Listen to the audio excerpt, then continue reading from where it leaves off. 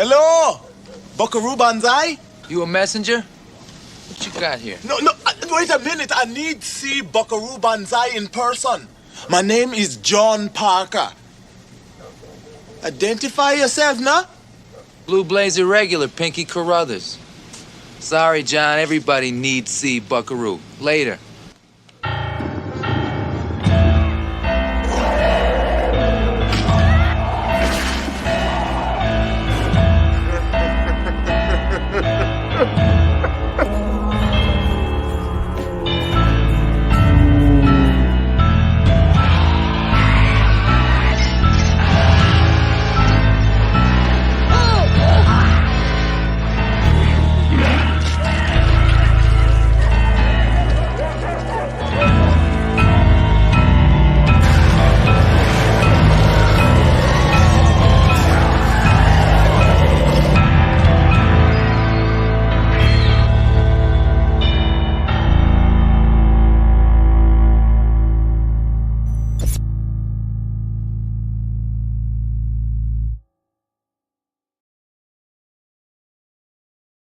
Hello, cadets. Welcome to another episode of the Big Monster Briefing Room. I just realized I didn't write down the names of the characters before the show. Bad me.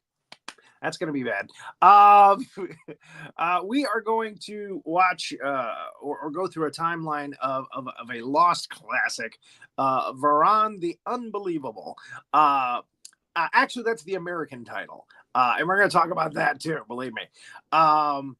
Cooey. But first off, let me bring up, and we're going to watch it in color. This is the first time it's anywhere that it's been in full color. So this is a lost Toho classic.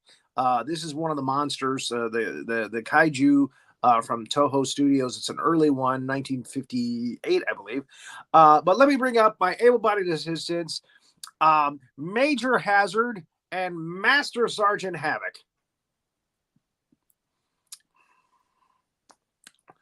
So, yeah, we have, I've included at the end of the timeline some pictures from the Americanized version of this film, which was a real stinker. They did a real hatchet job on this thing. The Japanese version, if you can find it, is very tough to find, is much superior. It's a much better film. So let's talk about that film. Hazzard, how have you been?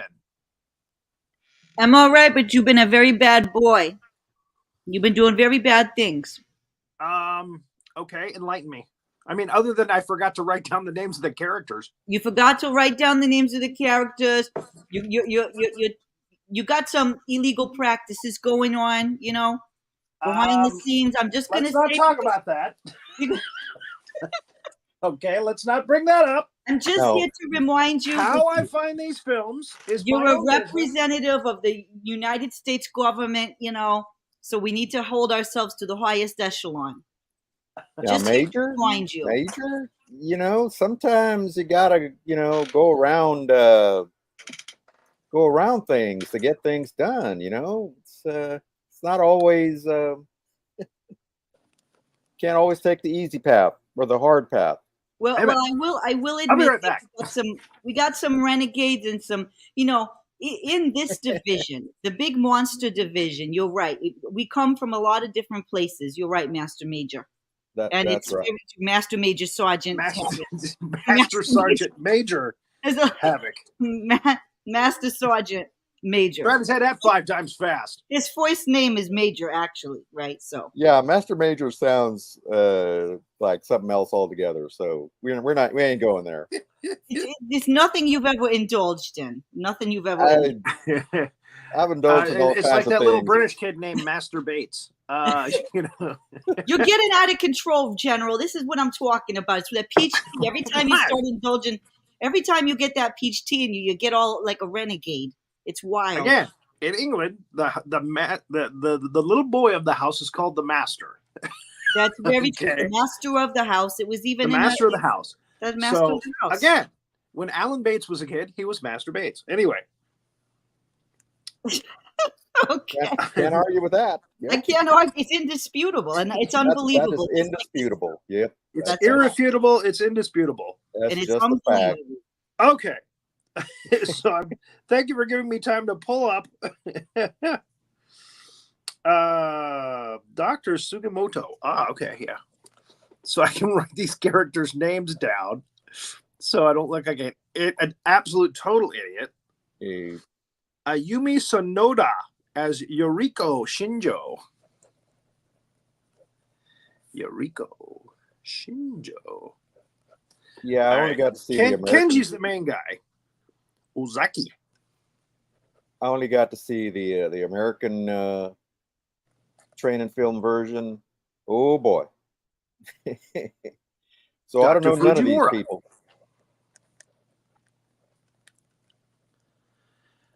Yeah, I mean they cut so much out of the American version. Again, we'll talk more about that as it goes.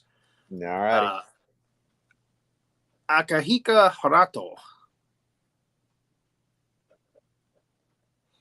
who was Dr. Serizawa in the original Godzilla movie. He's Dr. Fujimura in this one. Dr. Majima.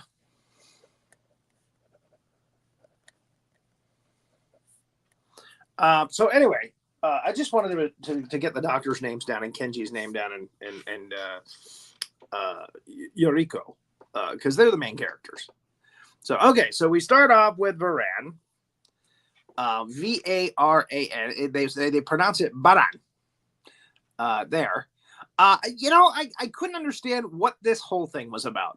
It was a space shot at the beginning of the film, and evidently it triggers this whole thing somehow. But yeah, again, I'm watching Japanese, so I just gotta guess at this point. Because I wanted to give you the original version. Again, once you watch it, it kind of flows. You get the gist of it. So here we are at this institute, and Dr. Sugimoto they're looking for these special butterflies. And he sends a couple of guys out into this little village in the middle of nowhere. But there's a nice little lake village in the middle of Japan somewhere. And there it is on the map. And these two guys go, and they do not get any welcome from the villagers, especially the village elder, who basically just tells them to F off. I know this because the next slide, I mean, that's the look. Did he just tell us to F off? Come on, look at the looks on their faces. That's definitely the look of, he just told us to F off, didn't he? Yep. And these two guys are in a lot of the Godzilla movies too, by the way. The one on the right is an Anglo who is living in, he's a half-breed, I should say, living in Japan, and he plays a lot of the military characters and stuff in the movies. The guy on the left plays a lot of villains in the Godzilla movies. He's in Ghidorah, the three-headed monster. He's in Godzilla versus Ibara, the sea monster. Nice little area there. It's beautiful country, recreated painstakingly by a model maker. So they go and they find one of the butterflies, but unfortunately they don't live to tell the tale to anybody else because they hear Varan coming out of the lake, and they get killed right away. They're our first casualties. Mm-hmm. Poor butterfly hunters. Now look at that picture on the bottom. They're doing a dance number there. Doesn't it look like they're dancing? They're backpedaling is what they're doing. But it's like, hello, my baby. Hello, my honey. Hello, my ragtime girl. Let's go back to that slide just for one more second. Let's enjoy that. There we go. Yep. Ta-da! No, don't make me big. Again, we want to see the dance moves. All right. So again, in full color. Gotta appreciate that. Every now and again, we'll get a splash of red or blue where it doesn't belong. But hey, colorize. That's the name of the program. So the newspapers are reporting it. Local boys make bad. That's a big avalanche coming down on them. By the way, Varan buries them in an avalanche. Yeah, the doctor and his institute are a little unhappy about losing the two guys. There's a news reporter there on the right named Kenji. He's reporting the incident. And they bring in one of the guy's sister. She's also a reporter, and Kenji knows her. And another guy who's kind of a scaredy cat. He's kind of the Shaggy from the Scooby-Doo show of this movie. He's always scared of everything. So he's kind of the comic relief. Yeah. So, they usually have one of those guys in every one of these movies. They're just like, no, monster, in Japan, zoinks. Exactly. Zoinks. Oh no, it's a scary monster, Scoob. So they take a bus to get to this area. They don't have a Jeep like the other guys. They have to go. The doctor's like, we already lost our Jeep. You're going by bus. They get out to this. They have to hike, like a couple of miles to get from the bus stop to the place. And they're met by a little kid wearing one of those spooky wooden creature masks. And of course, it scares the guy with the glasses. Oh, Zoinks. I'm just going to call him Shaggy. And they come across the village, and the village is doing a very sacred. They're trying to appease Varan because he's killed a couple of guys outside their magic fence, and they're a little upset. These guys came to the area and spoiled everything, ruined everything. So the elder is shaking his thing there. And they got a nice little Varan statue that really doesn't look like him at all. And it's just the shot where everybody turns around and they're wearing one of those creepy masks. That's when you know you've stumbled into the wrong area. Oops. Uh-oh. You got 50 people looking at you with creepy monster masks on. Ah, what are you doing here? So, the elder basically tells him to F off. Again, he's just a warm basket of love, this guy. He is the welcome wagon. Your men come. They ruin area. They take area. Varan very angry. He might come through our magic fence. We're going to get to the magic fence in a minute. You're going to see it. You're going to love it.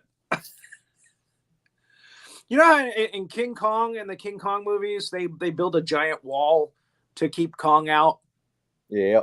But they always build like a large gate big enough for him to get through. I never could understand that. But anyway, that logic just doesn't make sense to me.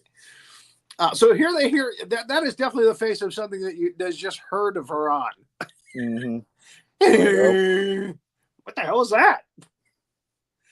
And the Varan sound is a little bit of Godzilla. It's a little bit of Baragon. It's they use a lot of stuff and they kind of mesh it together into one long weird kind of roar. And and again, they use those sounds later on for other monsters later as well. So there's a dog. There's a little dog that runs out into the woods, and the kid that was wearing the mask earlier, the kid runs after the dog, and he goes outside the magic fence, and the mother is in hysterics, as a mother would be. Come on, there she is. Now, Kenji is one of the most heroic characters in Japanese Toho history. This guy will go and try to save anybody at any time. He's a very heroic guy. So he tells the mother, hey, we'll go out and we'll go get him. We'll bring him back. And they go outside the magic fence. There's the magic fence right there. It's a little tiny bamboo, little rickety thing. And the guy that's the elder, he's like, oh, don't go outside the magic fence. It's very bad. Varan will kill you if you go outside the magic fence. So yeah, because no giant monster would ever cross that. No, Varan is not supposed to cross that fence. So they're going to ruin everything. They're going to taint the whole thing. So anyway, the dog comes back. Oh, they come back. Kenji and his partner, they've lost the girl. She always gets lost from people when they go out in the woods. Don't take this girl out hiking or camping. Okay, because she always gets lost in the woods. She does it like 3 times in the film. So they come back, and the dog comes back, and it's got a little note on its neck, And I guess it says something like, yeah, the kid and I are fine. We're out here. I can't read Japanese. So they convince a lot of the town people to come outside the magic fence with them. And once they go out there and they find the kid and the dog and the girl, her name is Yoriko. I'm sorry, Yoriko. The sister of the guy that got killed. Varan comes out of the lake. So I guess it was true. I guess the old guy was right. Don't go outside the magic fence. Don't go outside the magic fence. So Varan comes out. And that is the look of the face of something you've never seen before. It's a great reaction shot for, you know. In their defense, you know, they probably didn't have anything to look at, really. So yeah, He just said, "Look like you've never seen something before." Imagine your grandmother naked. Ah. There we go. Yeah, take him back to that slide for a second so we can see his grandmother naked. Go! All right. So Varan is on his way outside the lake. It takes him a while to get out of that pool, but that's good because it gives him time to run back to the magic fence. There they are, hauling ass. Varan is a particularly weird-looking creature. He's got little spikes on the middle of his back. He's got these things coming out of the side of his face. So he's like a catfish monster. So they go back to the magic fence, and the guy's like, "I told you, get behind me." And he's shaking his thing, you know, and Varan basically kills him. It's like, "Oh, you got a magic fence, do you?" So Kenji, of course, starts taking pictures. Hey, the old guy died. I'm going to take some photos. Hey, if it bleeds, it leads. And these guys realize the magic fence ain't going to work anymore. He's coming all the way in the village. Head for the hills. So they head for the hills, and it was wise because Varan, look, he looks like a cat, kind of. Yeah. Varan comes in. He looks like he's looking for his box. I'm gonna shit all over this village. He comes and it's an interesting scene. He's spinning around. The tail's going way up. You know, he's just clobbering this village. Nice little destruction of a nice village. There goes the neighborhood. Yes. Does nice devastation. He just stomps it nice and flat. Yeah. That's what they do. These kaiju. That's what they do. It's their job. See the cat on the bottom left picture, the catfish kind of thing I'm talking about. Yeah. Well, he does live in a lake, a freshwater lake. Yeah, so you know that's the weird thing about this is he's just as good in freshwater as he is in saltwater. Yeah, so he's amphibian and adaptable. There's the tail. there it is. He's kind of like a little unicorn, one of a kind.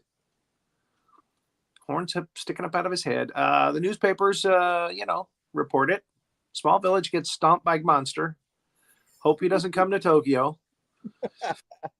And we go back to the institute where Dr. Sugimoto is, and the press comes to him because he's the guy that started all of this.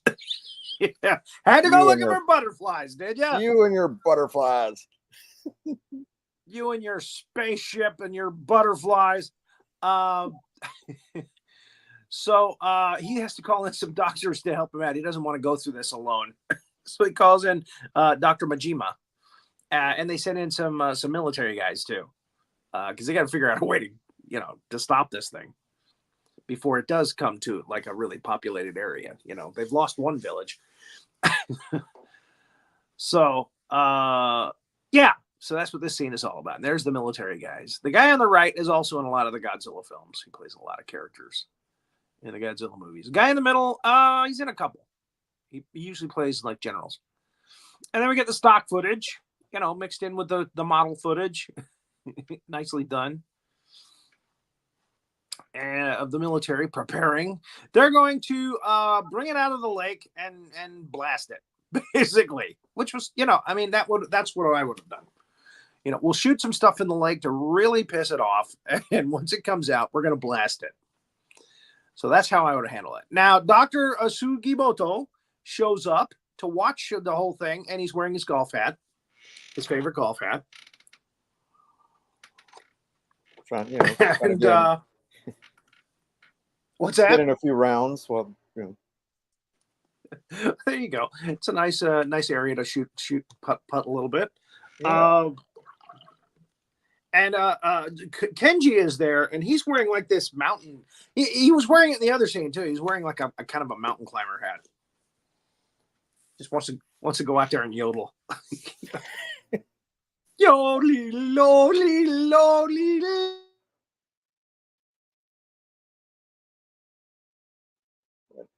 Uh-oh. Oh no. Am I still here? Yeah, you're kind of It's saying frozen. my connection is lost. We can Hello? hear you, but you ain't moving. Hello. Oh, there you go. All right. Yeah, you're back. Great. Up, no. All right. There's a little delay between you talking and you moving, so Can you see and hear me? we can see you, we can hear you. Hello. Can you hear us? Can you hear me?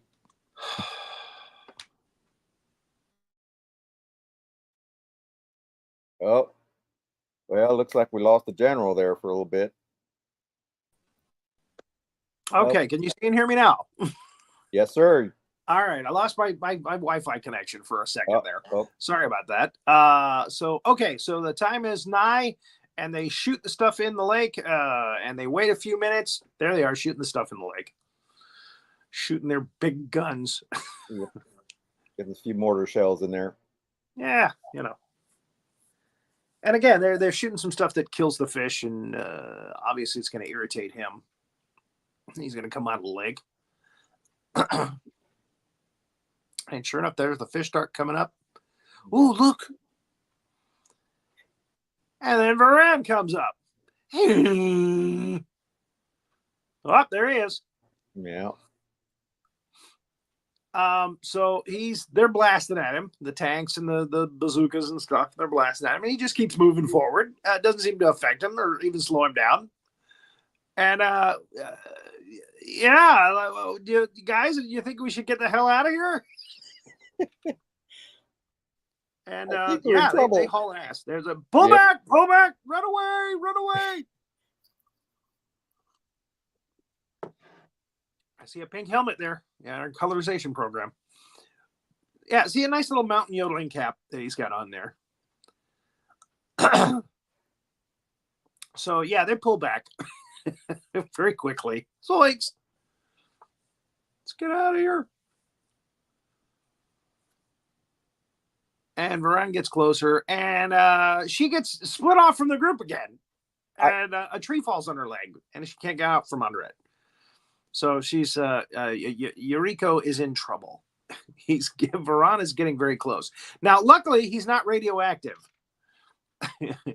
No mention of that in this film. So luckily, she doesn't suffer from radioactive poisoning.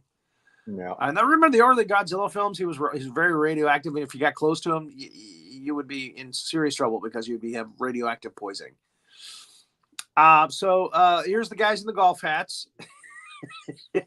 Sitting with the generals.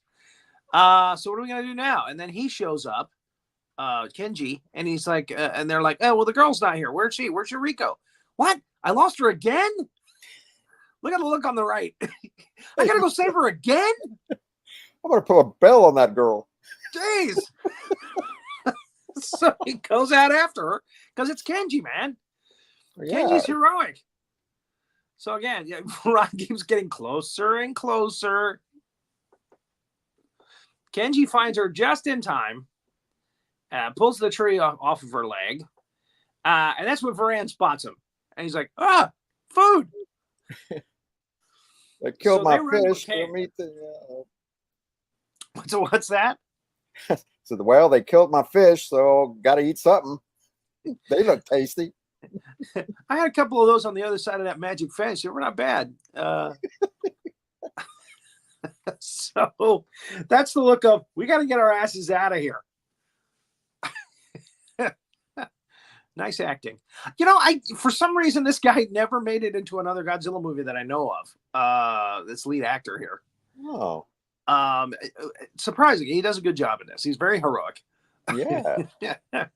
So, and I think she is in Godzilla Raids Again, the second Godzilla film. I'm not certain about that, but I think she is. Those cute little cherubic chubby cheeks. So they hide in a cave. And of course, Varan is trying to dig them out of the cave. Hey, come on, food. Come on. He's trying to dig them out of the cave. And that's when the prof shows up, Dr. Sugimoto, in the military. There they are, hiding in the cave.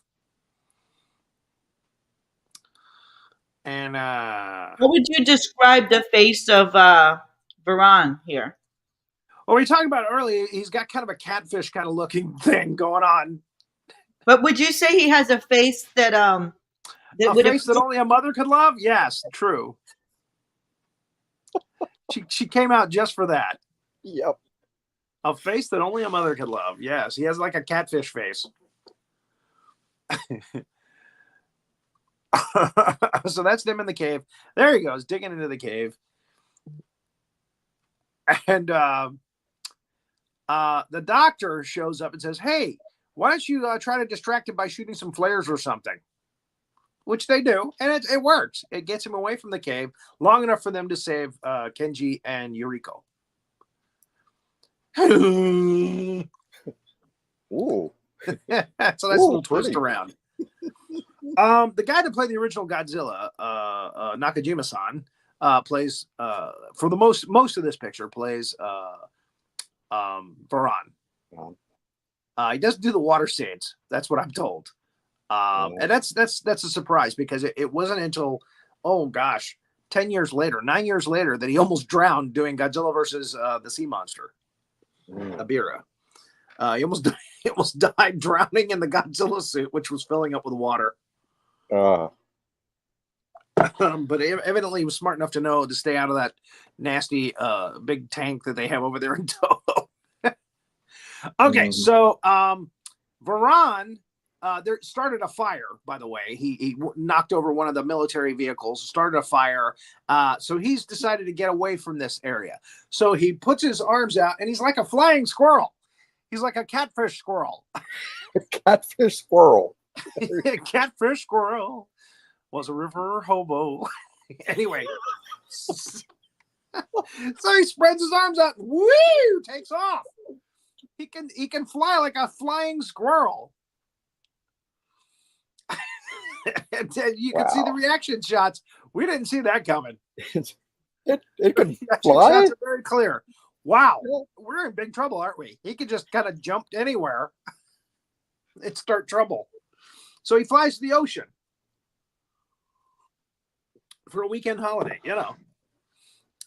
So yeah, the military are now checking out the ocean between that place and Tokyo. I'm sorry.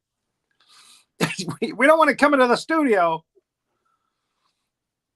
This guy is in a lot of the Godzilla films too. This guy's playing the commander of the ship.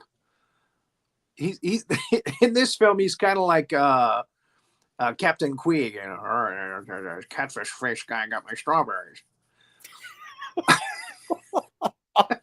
Yeah. He's like Captain Ahab. He wants him so bad. I'm gonna kill this thing. Yep. Flying my strawberries. catfish thing. Yep. My strawberries. So they got the radar going, you know, they got the little map going, and they're moving little kaiju pieces across the map. Before there was Bandai, there was Varan.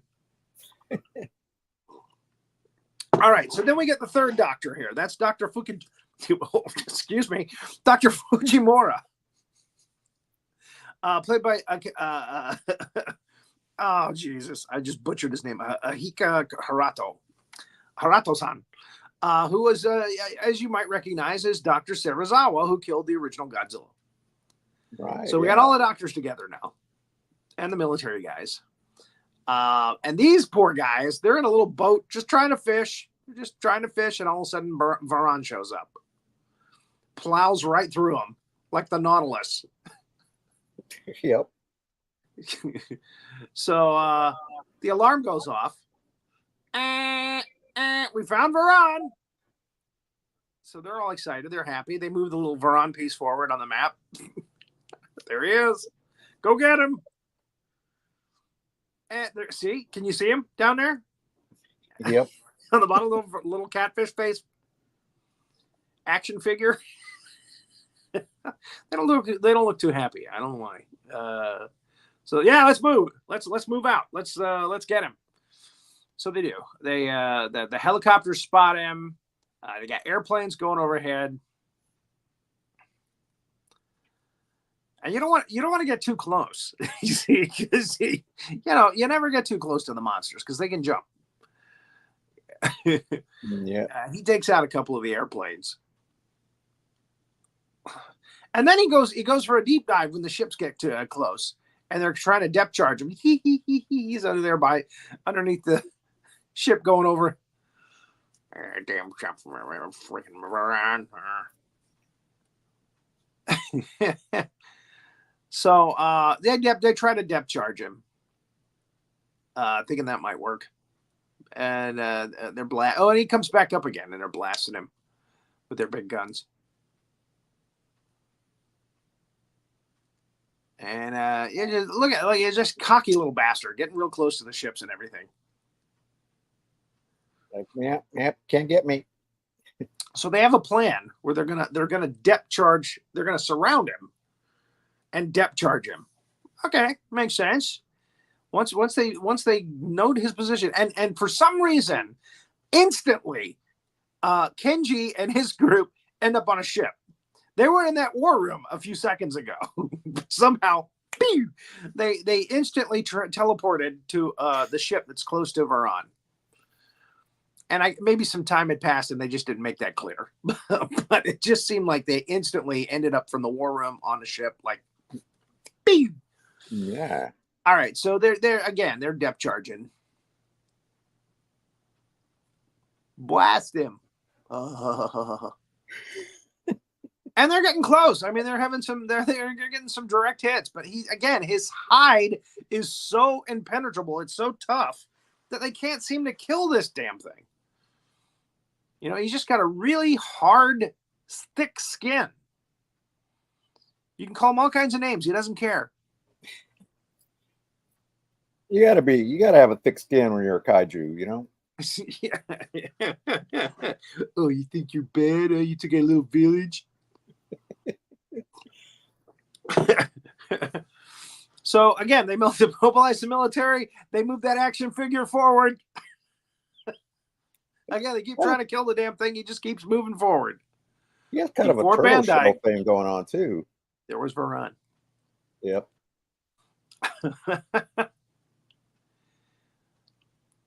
All right, so these guys are like, what are we gonna do now? I don't know.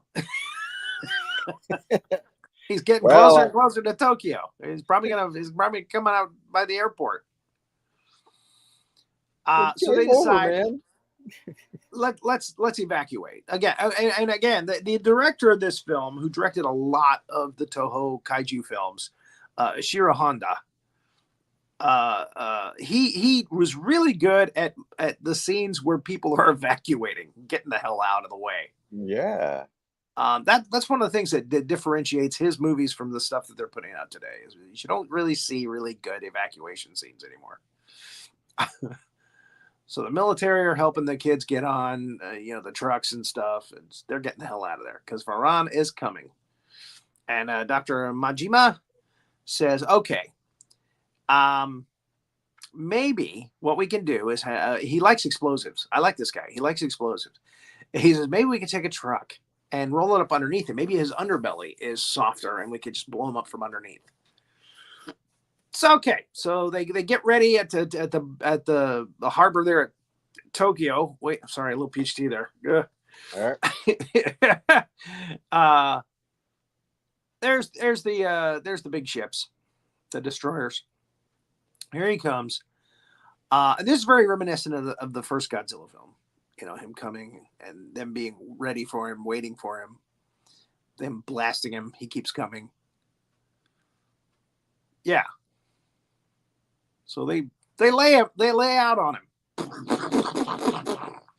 And these guys are up in the tower at the airport, watching from up above. I you know, I want to have a nice vantage point, but not in the path of the monster. You know, if he keeps coming like this one is. But they're watching from there, and they're blasting, and he's coming ashore. Yeah. And they pull the truck up with the explosives, and the two truck drivers are like, we ain't getting near that thing. They get out of there. So Kenji's like, get out of my way. Let me in that truck. Well, of course he is. Mr. Hero. He goes right into the truck, and Yuriko's like, what? Where are you going? What? You know, like she's surprised. So yeah, he gets there. He drives the truck right up underneath Varan. This guy's a kamikaze. He rolls out of the truck. Look at that. He's right underneath Varan there. There's little whiskers on the bottom of his chin there. And he runs back to the group, and they're like all excited. Oh, come on, get back, get away. You know, come on back. So the connecting wire to the explosives went out with the truck. So that was the main reason they had to drive it out that way. Hi, General. Well, hello, John Duncan. Welcome, Cadet Duncan. Welcome. So as he's running back, of course, we get the obligatory fall. And everybody going, oh, hurry, get up. Oh, come on back. So he finally gets back to the group. And Dr. Majima is like an explosive expert. He's the guy that's actually connecting the box up, the plunger and everything. He blows him up. He blows up Varan, and it looks like it works for a second there. Varan is very upset. He's blown up. He falls. He crashes to the ground. And it looks like he died. So everybody's like, yay! That's them in the tower. Yay! And then he gets up. Oh. He gets up again. Ah, darn it. So they start blasting him again. You know, why not? Let's just waste ammo. Nothing's killed this son of a bitch. We're going to just waste ammo. And these guys are like, okay, now it's time to get the hell out of here. He's about 20 feet away. Let's get the hell out of here. So they get out of the tower. And this movie was supposed to be a TV movie made with the help of an American company and Toho. It was supposed to be and the American company pulled out at the last minute, and they decided to just do it as a regular movie. And so again, we get a little village that gets destroyed. We don't get Tokyo destroyed in this, but we get an airport destroyed. But yeah, it works. You know, for this particular kaiju, it works. So again, they keep blasting him, and now these guys are having to meet out by somebody's car. So they're putting the plans on the hood. And Kenji's just happy to be there. You know, hey, thanks for having me, guys. Appreciate it. Yeah, you know, I was the guy that blew him up earlier, but it didn't work. So, and he lost his mountain climbing hat.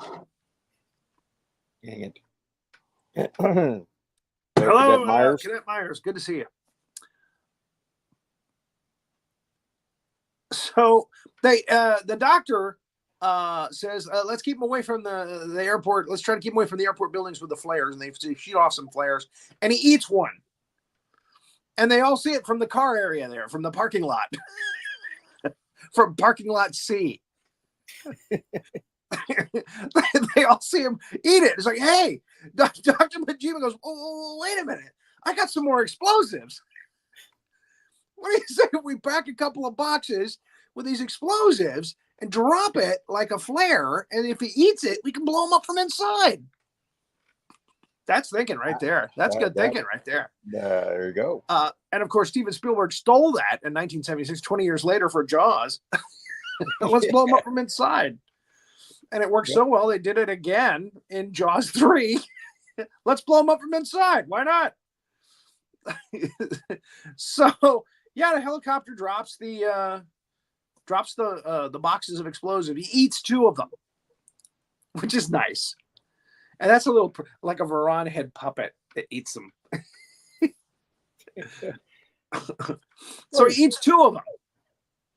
And they're looking at their watches. Okay, the first one's going to go off soon. And sure enough, boom! It's like a cartoon. And he takes out the tower before he heads to the water. I need a drink. He heads to the water. He goes and splashes in the water a little bit, tries to drink to kill that burn inside. And they're like, hey, let's run and go see the monster die. And as the sun's coming up, the guy's looking at his watch. Oh, second one's about to go off. And they must have all run out there in their suits. There's everybody. Because they're all out there. They're right behind Kenji. Boom! The big one goes off. Kaiju parts everywhere. But amazingly, he made it back for Destroy All Monsters. I don't know how he did it, but that's one monster you just can't kill. So here we have the ending scene where they're all looking kind of sad, like, wow, we killed it. You know, because they do that.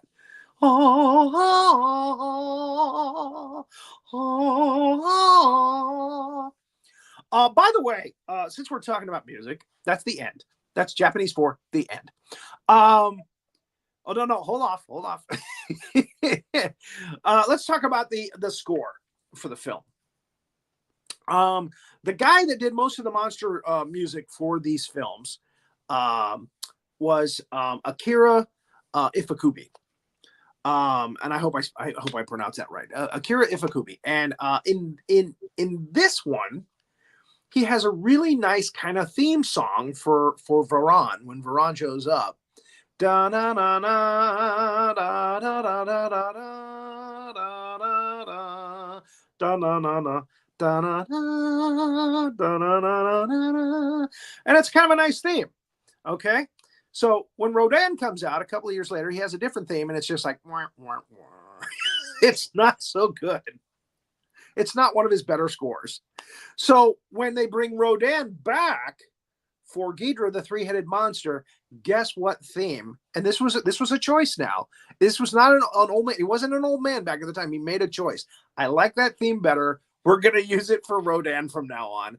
It became Rodan's theme when he fights other monsters. Okay. All right. Yeah. So he's using Varan's. He stole Varan's theme. Rodan did. Nobody remembers Varan, so again, Varan was he was lucky to get a cameo in Destroy All Monsters. Yeah. I think what it was they just had the flying Varan left, and they just used it a couple of times. Like, oh, there's Varan doing his squirrel thing. But no, the theme song was memorable. So he made a conscious decision. Hey, I'm going to make this Rodan scene because Rodan's coming back again and again and again. I'm going to use this for Rodan. So when the monsters fight, it's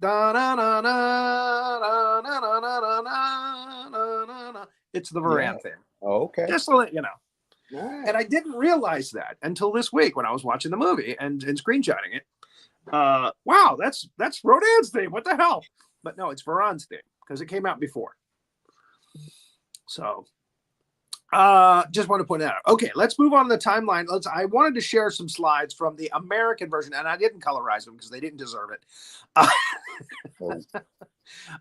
Corey Film Corporation. Ooh, it's Corey Film. They shot. This guy bought the rights to this film and released it like 3-4 years later after the original Japanese release. And he tried to do like what they did with Raymond Burr in the American version of Godzilla, the King of the Monsters.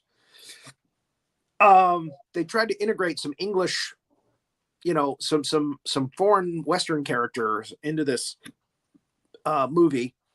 And unfortunately, it didn't work this time. I mean, it really didn't work.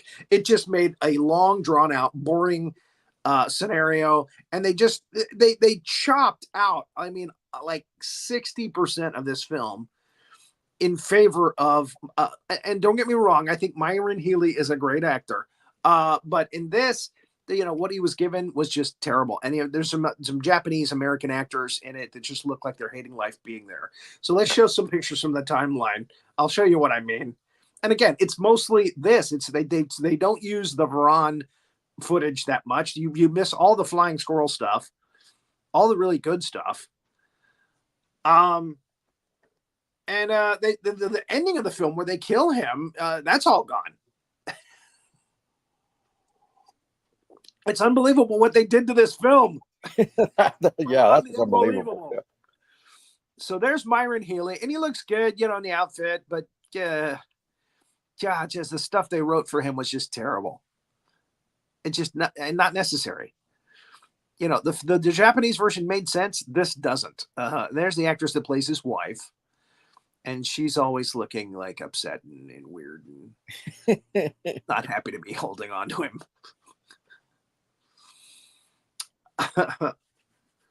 And there's the kid that they ruined. He does nothing. Nothing in this movie. No, he does nothing. Absolutely nothing. They tried to recreate the scene where the kid comes out with the mask on. For what reason? Not sure. It doesn't really move the plot forward at all. But there it is. Let's throw in another actor just to make it look Asian. I don't know. This guy is thrown. He's like the commander's right hand. Yeah, he is a beautiful kid. He's probably an old man now. Going to conventions. I have no memory of this movie. Did you buy anything off the table? He probably has no memory of this. I never saw the monster. I was in America. Yeah. So they're trying their darndest to make it work, but it doesn't. It just doesn't. I highly do not recommend seeing this film. It's an hour and 20 something minutes, maybe an hour and 21 minutes. You're never going to get back. Yep. Again, 60% of Varan, the original movie, is thrown in the trash can. It's just terrible. Just terrible. So I made Havoc watch it. I feel real guilty. God, I feel real bad. He couldn't find the Japanese version, so he watched that. And I was like, "Oh, I'm so sorry, God. Yeah. Oh man, I can't pay you enough." Probably one of the worst things about this version, besides losing all the Japanese, a lot of that scenes, is this. He does this constant voiceover, this narration that's completely unnecessary because. They did that with Raymond Burr and Godzilla. Yeah, it was okay, but in that they had better writing and better production value. Yes. I mean, they actually got actors to play the characters in the movie from the back of their head. They dressed them up like the characters, and they're interacting with Steve Martin. His name is Steve Martin in Godzilla. Hey, what a crazy reporter! Hey, I got an arrow through the head. No, I can't be like that with Raymond Burr. So anyway, Godzilla is attacking the city. But it worked. I mean, Raymond Burr was much more engaging, and his script was much better.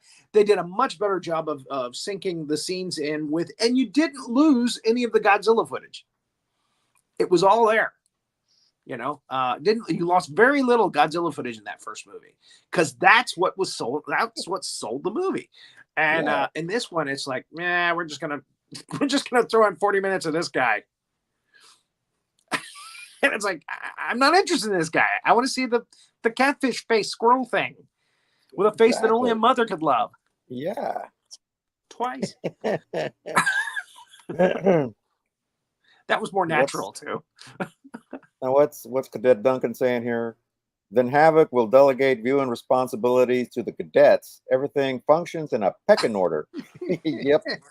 Yeah, you guys Delegate got to authority. watch this. All right, stuff, you got to dude. watch this lousy, terrible film and tell me what you think. Yeah. Have you two done a Miyazaki show yet? Wrong No, show. that's the wrong show. That's No, some other sorry. colors. They look like us, but Yeah. no monsters. Usually no monsters. They're not as good Although I looking hear as they're us. doing sci-fi next week.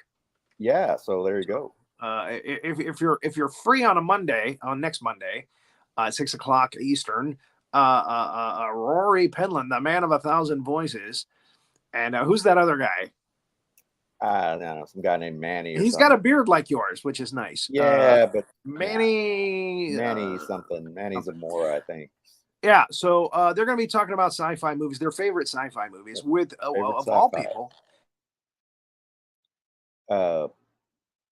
Carrie Harrison. Up, generally done froze again. Oh my God. Am I back? We got your voice. Nope. Crap. Yeah, well, General's having Wi-Fi problems again, looks like. Dang that technology. Am I back? It happened again. You're back. It happened again. They're telling me I got to wrap this up. this Varan roller coaster that we're on here. Yeah. So yeah, if you can find the Japanese version, it's out there. You can find it. It really should be in color. It really should be in color. Again, they just re-released Godzilla -1 in black and white, and I gotta admit, what the little preview that I saw, it looked good. I mean, it looked decent. But in this one, it's very dark black and white, so it's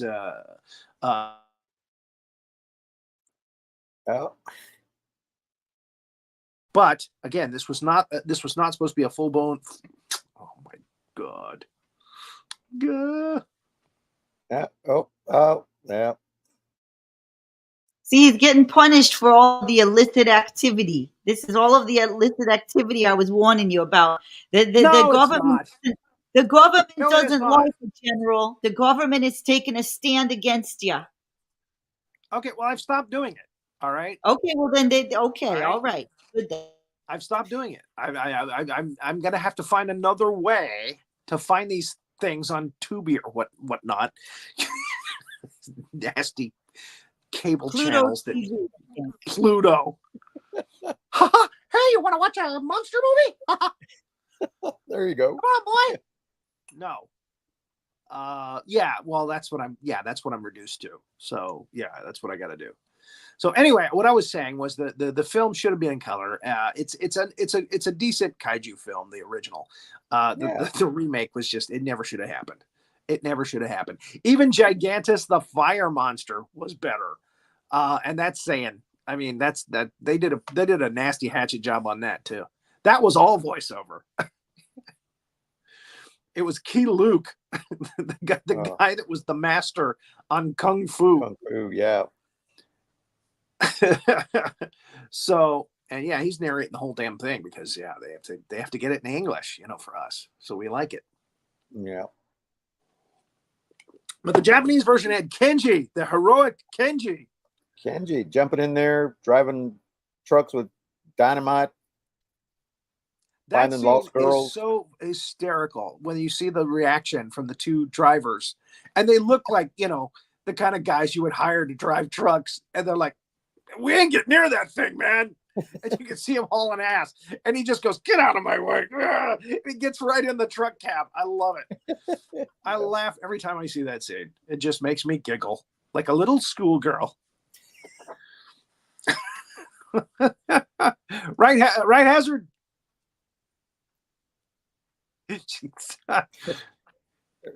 There she is. Major. You're Dawn. I was on mute. You're Dawn Tootin. You're darn tootin'. Are you on special assignment? I absolutely am. I'm covered head to toe in goo again. Goo and fuzz. It's crazy. It's bananas over here. Oh, I should have said that, but it's a crazy thing. I just meant it's crazy. Covered in Kongu? I can't say I've said more than enough. We're gonna have to edit this off. I want to see pictures of some of these excursions. I want to see some pictures. Well, I did take a selfie with a famous cryptid, and I'll be posting that on my social media, on my socials, as the kids say. Do you have your own webpage? Really? I've got a TikTok. I'm on the face thing, the MySpace, the My Face. I'm on MySpace. You're on MySpace? Is that still alive? I'm on one of the things with one of the things. I don't know. It's blue. That's all I know. My nieces and nephews. Social media platform that wouldn't die. There's a monster movie right there. MySpace. It just won't die. The social network. Thank you, John Duncan. So, see, Cadet Duncan is concerned about me. It's okay, Cadet Duncan. You don't need to come over. I'm okay. I don't need any assistance. If I need assistance, Master Sergeant Major is there for me. So we're good. I hear Kongu is an aphrodisiac.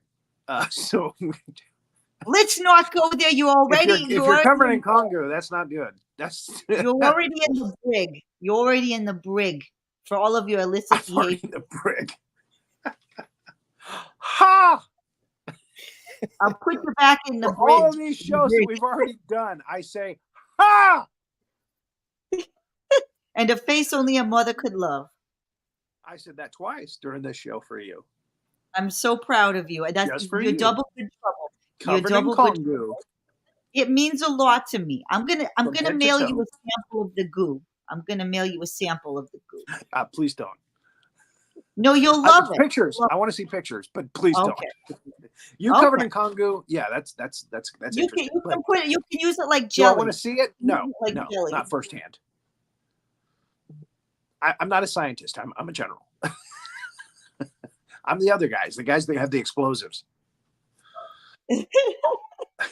So, all right. So on Thursday, next show, we're going to have Pan Orea back because we're doing another mummy movie. We're doing The Mummy's Tomb, which was Lon Chaney's first mummy movie. Mm. So Lon Chaney Jr., better known as Lon Chaney after his dad died. So he's got the one eye and the definitely a face that only a mother can love. 3 times. So look for that on Thursday. It's a timeline again. It's going to be in full color for the first time anywhere. The whole thing, full color. I got to colorize tonight, actually. So my night is all set. So come back and watch that show. And hopefully Hazzard will be here. She will have survived her gooey encounter. We never know if I survive or not. I'm putting my life out there for the citizens. We all are. It's an intrepid job. I'm glad I'm retired. She's like Kenji. She's heroic. That one. She's heroic. She'll be covered in Kongu. Taking the goo for us. She's tackling the goo for you. There you go. All right, cadets. We're out of here for now, but keep an eye out for those big monsters.